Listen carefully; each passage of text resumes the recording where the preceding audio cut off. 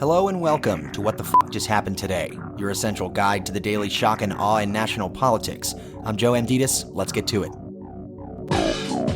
It's Wednesday, September 27th, 2023. Welcome to day 981. A federal government shutdown looks increasingly likely as Kevin McCarthy still lacks the votes he needs to pass a short-term spending bill, and House Republicans have indicated that they will not consider the Senate's bipartisan plan to keep the government funded.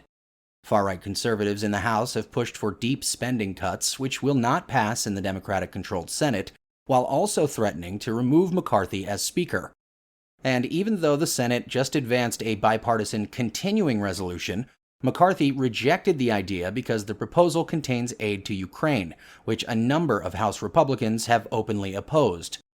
The bill that's coming out of the Senate, however, would likely pass in the House with Democratic votes, but in doing so, McCarthy would risk fracturing the Republican conference that has repeatedly threatened to remove him as Speaker. The government will shut down at 12:01 a.m. Eastern Time on Sunday if Congress does not pass a funding bill. Moving on, over in New Jersey, Senator Bob Menendez, his wife, and two business associates appeared and pleaded not guilty in court on federal bribery and extortion charges today. Despite 30 of his fellow Democrats calling on him to resign, Menendez has resisted the calls despite authorities alleging that he used his power and influence as a senator in exchange for hundreds of thousands of dollars in bribes, including cash, gold, payments toward a home mortgage, compensation for a low or no-show job, a luxury vehicle, and more. It's the second time in 8 years that Menendez has been indicted on federal bribery and corruption charges. Back in D.C., the Federal Communications Commission plans to reinstate the net neutrality rules that Trump repealed. The proposal would bar broadband providers from blocking or throttling internet traffic to some websites and speeding up access to others that pay extra. The chairwoman of the FCC said broadband access was not a luxury, it's a necessity, adding, "It is essential infrastructure for modern life.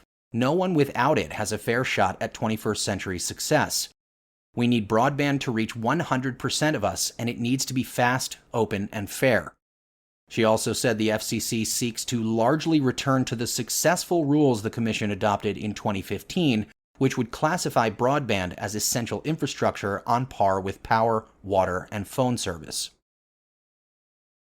Moving on, roughly 18 million Americans, nearly 7% of all U.S. adults, have had long COVID. The newest data from the CDC also found that nearly twice as many women, 4.4%, have had long COVID compared to men at just 2.3%. Long COVID is a condition that occurs when patients still have symptoms, including fatigue, difficulty breathing, headaches, brain fog, joint and muscle pain, and continued loss of taste and smell more than 4 weeks after they've been cleared of the infection.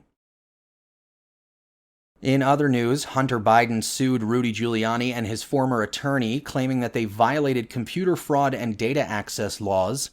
In the lawsuit, Biden accuses Giuliani and his former lawyer Robert Costello of hacking into, tampering with, manipulating, copying, disseminating, and generally obsessing over data that they were given that was taken or stolen from Biden's devices, claiming that they caused total annihilation of Hunter Biden's digital privacy.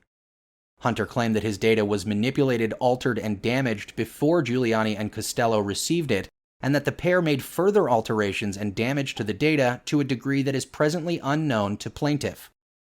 The suit seeks more than $75,000 in damages, as well as to bar the two from accessing or copying Biden's data. And finally, the second Republican debate will take place at 9 p.m. Eastern tonight and will air on Fox News Channel and Fox Business. 7 candidates will appear on the stage: Doug Burgum, Chris Christie, Ron DeSantis, Nikki Haley, Mike Pence, Vivek Ramaswamy, and Tim Scott. Trump will not be there. That's all for now. You can find the links and sources for all of these stories on the main website. And as always, visit whatthefjusthappenedtoday.com for the latest news and headlines. Until next time, I'm Joe Menendez.